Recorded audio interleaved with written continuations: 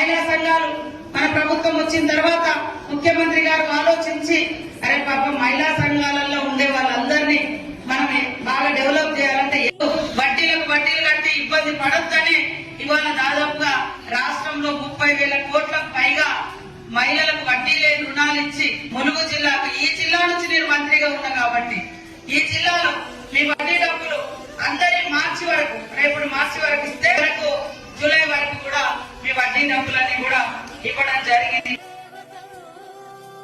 అందరికీ చూపిస్తాం అది కూడా ఎలా ఉండాలి. నెక్స్ట్ ఇచ్చే చీర అందరికి ఒకటేసారి ఇవ్వాలనే ఆలోచనతోటి ఉన్నది.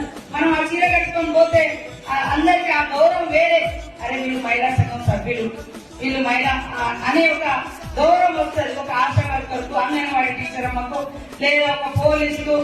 కామారెడ్డి జిల్లాలో మరి ఒక్క మహిళా గ్రూప్ అంటే సంఘం తరఫున ఇక్కడ కామారెడ్డి నుంచి మున్సిపల్ మాజీ కౌన్సిలర్ కూడా వచ్చింది మేడం అమ్మాయి. ఆ జిల్లాలో మరి దాదాపుగా 5 కోట్ల వరకు కమిషన్ వచ్చింది. వాళ్ళ మహిళా సంఘాల వాళ్ళు నడుపుకుంటారు కదా కొనుగోలు, వడ్లు కొనుగోలు కేంద్రాలు. అదేదో ఎవరో వ్యక్తిగా నడుపుకునే కంటే మన మహిళలకు ఇస్తే వాళ్ళు బాగుపడతారు. ఇట్లా 1,00,000 రూపాయలు, 1 కోటి రూపాయలు ఇట్లా 4-10 మంది కలిసి ఇంకో ఏడాదికి, ఇంకో 2 ఏళ్లకైనా వాళ్ళు కోటీశ్వరులు కావద్దా అనేది రేవంత్ రెడ్డి గారి లక్ష్యం. అంతే తప్ప మీరు బాగుపడితే ఏదో